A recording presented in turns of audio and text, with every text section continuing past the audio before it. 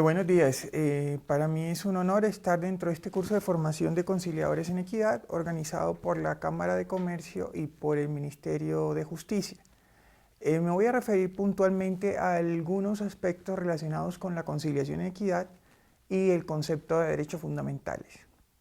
Para eso mi exposición va a seguir como el siguiente orden. En primer lugar me voy a referir como a ciertas generalidades sobre los mecanismos alternativos de solución de conflictos, la justicia comunitaria, la conciliación y la conciliación en equidad. Luego voy a abordar algunos aspectos relacionados con el derecho al debido proceso en el marco de la conciliación en equidad. Y finalmente me referiré a los derechos fundamentales como un límite a la actividad de los conciliadores en equidad, y no solo desde esa perspectiva de un límite, sino también como un contenido que necesariamente debe estar presente en los acuerdos conciliatorios y en las decisiones adoptadas mediante este mecanismo de solución alternativa de conflictos. Entonces, voy a referirme inicialmente, como ya anuncié, a ciertas generalidades, a ciertos aspectos de la conciliación en equidad como una forma especial de justicia comunitaria. El punto de partida de la conciliación en equidad es la Constitución. La conciliación en equidad está concebida en la Constitución como una manera mediante la cual los particulares pueden administrar justicia. A partir de ese reconocimiento constitucional que está en el artículo 116 es que tiene origen la figura y su regulación legal. Entonces nunca debemos olvidar precisamente esa idea inicial que es el origen en la Constitución de la conciliación en equidad. El artículo 116 de la Constitución, como ya todos sabemos, señala que los particulares pueden administrar justicia como jurados en conciencia, como árbitros o como conciliadores. Y estas dos últimas figuras, el arbitramiento y la conciliación, puede ser tanto en derecho como en equidad. Y la misma Constitución señala que la ley va a fijar los alcances del ejercicio de esa posibilidad que tienen las facultades, los particulares, de administrar justicia. En esa medida, al tener origen constitucional la figura y la posibilidad de que los particulares administren justicia, eso no significa que la ley pueda regular la materia de cualquier manera, sino que tiene que regular la materia respetando los principios y los contenidos mínimos que están en la Constitución. Y en virtud de eso, de ser una figura de origen constitucional, es que la Corte Constitucional, como órgano que interpreta con autoridad la Constitución, se ha referido en numerosas ocasiones a la figura de la conciliación en equidad.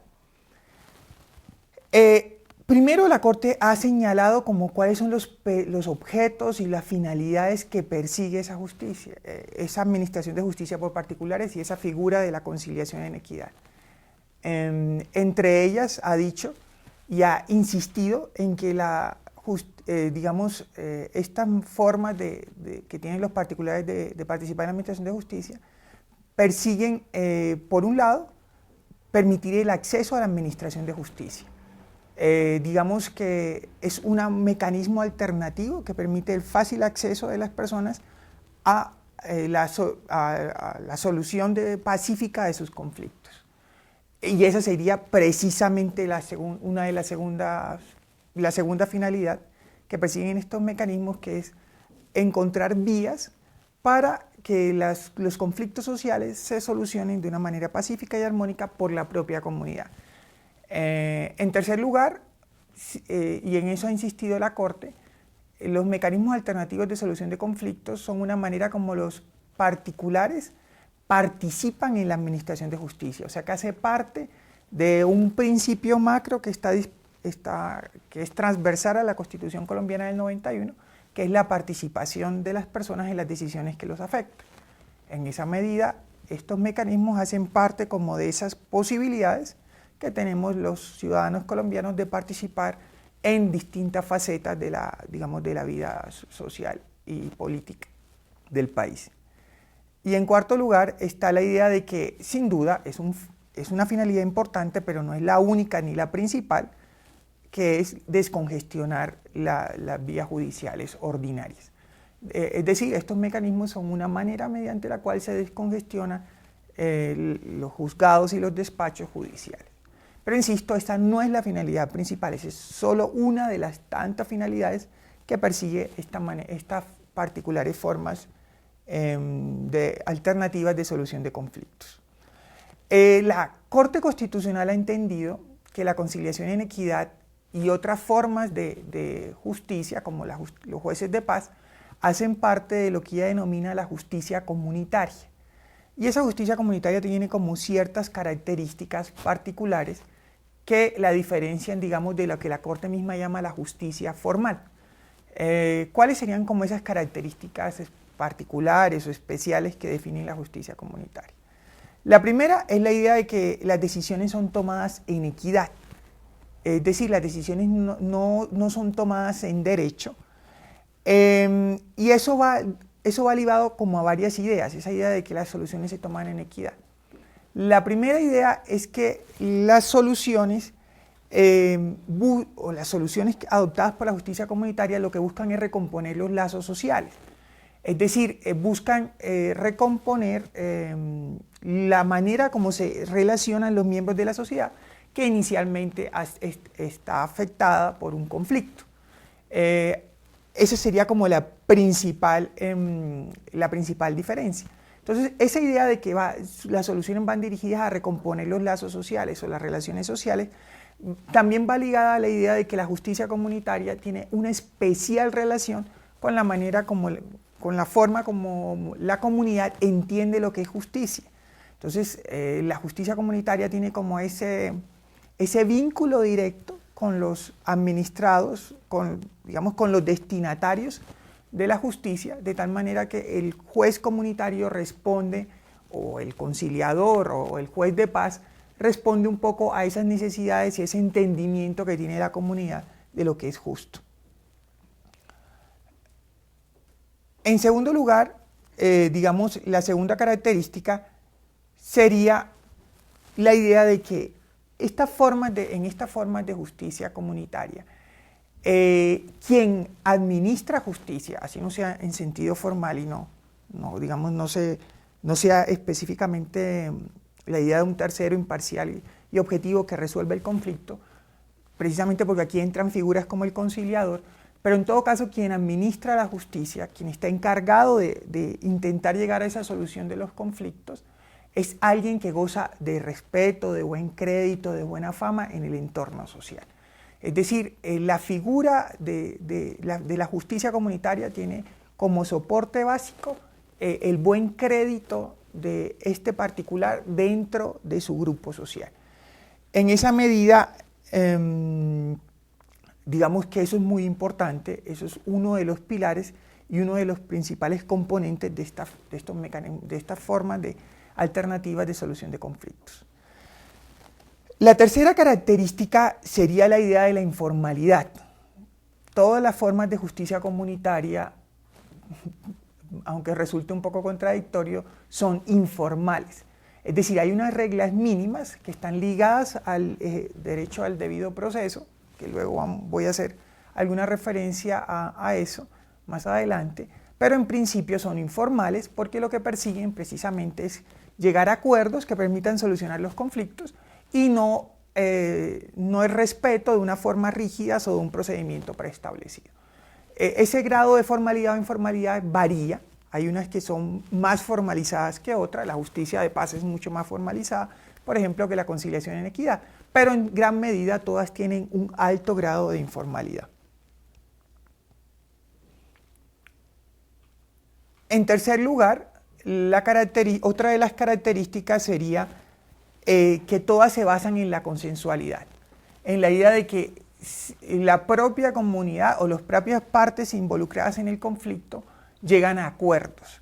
Y de esa manera la justicia comunitaria lo que pretende es precisamente facilitar esos acuerdos, que esos acuerdos sean producto de la negociación o del acercamiento entre las partes involucradas en el conflicto.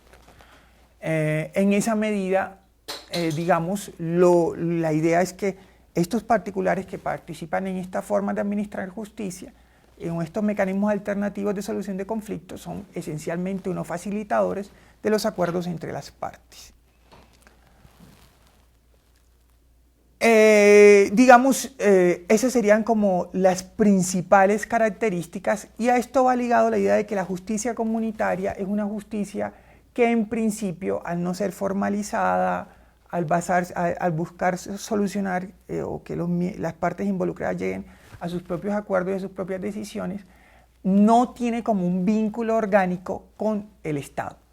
Es una justicia que se organiza desde la propia sociedad o de la propia comunidad, de tal manera que no hace parte, digamos, de los aparatos estatales, no hay como un vínculo orgánico con las otras ramas del poder público, y en esa medida, digamos, eso también garantiza precisamente que sea la comunidad la que construya sus propios escenarios de acuerdo. Bueno, dentro de esas formas o esos mecanismos de solución alternativa de conflictos y de justicia comunitaria está la conciliación. Y la conciliación, digamos, que es un mecanismo que tiene unas características muy particulares. La primera es la idea de que conciliación siempre ha tenido como distintas acepciones o distintos entendimientos.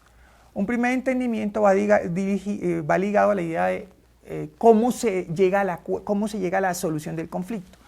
Desde esa perspectiva, la conciliación es una serie de pasos o de negociaciones que tienen lugar entre dos partes involucradas para llegar a una solución de un conflicto. Y desde la otra perspectiva, la conciliación es el resultado del acuerdo, el acuerdo mismo al cual llegan las partes, mediante el cual solucionan ese conflicto existente entre ellas. En esa medida, la conciliación se refiere tanto al procedimiento que se sigue para solucionar un conflicto como al resultado del conflicto, como al acuerdo conciliatorio y al acta donde queda plasmado ese acuerdo conciliatorio. La idea es que la conciliación comparte esas características previamente señaladas de los mecanismos de solución de conflictos, y en principio es un mecanismo que busca que las partes involucradas lleguen a un acuerdo. En esa medida siempre se ha entendido que la conciliación es un mecanismo de autocomposición, es decir, son las partes las que suscriben un acuerdo conciliatorio, y digamos eso también implica la idea de que es un mecanismo especial donde el conciliador interviene como un facilitador, un tercero garante, pero no impone un acuerdo. Las partes son las que, a través de la discusión y el debate y de las fórmulas que puede proponer el conciliador, llegan a un acuerdo. En esa medida, la jurisprudencia de la Corte también ha señalado como las características y los rasgos definitorios de la conciliación, tanto la conciliación en derecho como la conciliación en equidad. Y esos yo los voy a describir también de una manera muy breve y muy esquemática. La primera idea es que la conciliación es un mecanismo que permite el acceso a la administración de justicia de las partes interesadas o de quienes están en un conflicto o de los particulares en general. En esa medida, no olvidemos que si las partes llegan a un acuerdo, ese acuerdo es definitivo y ese acuerdo, digamos, soluciona el conflicto que las enfrenta y hace cesar esa fractura social. En segundo lugar, la conciliación puede ser tanto judicial como extrajudicial. Esencialmente, pues, la conciliación en equidad es una modalidad de conciliación extrajudicial, pero hay otras conciliaciones que están previstas dentro de los procesos de distinta naturaleza que se llevan a cabo dentro de los despachos judiciales. En tercer lugar, la conciliación tiene la idea de que interviene un tercero, que es el conciliador. Ese tercero tiene una posición muy especial porque no es un tercero que decida de manera objetiva e imparcial un litigio, sino es un tercero que facilita la solución del conflicto entre las partes. Pero en todo caso, como el conciliador interviene como un particular que administra justicia, para poder administrar justicia en un caso concreto, aunque insisto, es una forma muy particular de administrar justicia, porque simplemente es un facilitador que contribuye a que se consigan esos acuerdos o consensos entre las partes, ese particular tiene que estar habilitado por las partes. en esa medida tiene que estar autorizado para precisamente en ese caso concreto cumplir esas funciones de conciliador. La habilitación puede ser expresa cuando las partes expresamente le dan esa habilitación, o la Corte también ha entendido que la habilitación puede consistir en que el conciliador sea elegido o designado de una lista o de una lista puesta a disposición de las partes por un centro de conciliación o por cualquier entidad que cumpla como esas funciones de agrupar y de presentar a los conciliadores. En esa medida, el conciliador sí tiene que reunir ciertas características de objetividad e imparcial que se deben predicar de cualquier administrador de justicia. Y la Corte ha insistido que se pueden presentar impedimentos y recusaciones frente a los conciliadores precisamente por esa razón. Porque la habilitación va ligada a la idea de que las partes tengan pleno entendimiento de que se trata de un tercero imparcial y objetivo. La idea de que la decisión o el acuerdo al que lleguen las partes es un acuerdo que que pone fin al conflicto y que en esa medida el acta de conciliación tiene la misma fuerza vinculante de una sentencia judicial y presta mérito ejecutivo.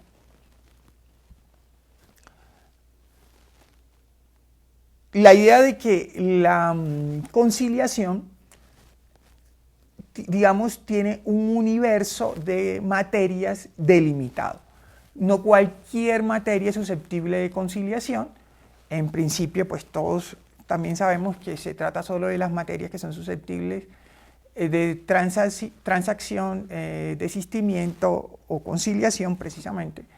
Y en general se trata de derechos, aquí se habría como una idea muy clara, solo pueden ser derechos susceptibles de disposición y quienes acuden a la conciliación deben ser sujetos en capacidad de disponer de esos derechos. Eso, digamos que ha sido, la Corte Constitucional ha insistido mucho en esa idea de que la conciliación solo tiene un universo delimitado de materias sobre las cuales puede versar, de tal manera que hay algunas materias que están excluidas de la conciliación. Ha habido ciertos casos pues muy interesantes, como cuando se debatió, por ejemplo, si la violencia intrafamiliar podía ser objeto de conciliación en equidad, y la Corte dijo que sí, que precisamente ese mecanismo alternativo de solución de conflictos permitía, era como una de las tantas vías por las cuales el Estado podía contribuir a minorar o a enfrentar esas situaciones de conflicto al interior de la familia, de tal manera que la naturaleza del asunto no necesariamente es la que excluye un problema específico de la conciliación, sino más bien, insisto, la idea de que hay ciertos derechos indisponibles, como el estado civil de las personas, o hay ciertos sujetos que no están en capacidad de acudir a la conciliación, como serían los sujetos incapaces.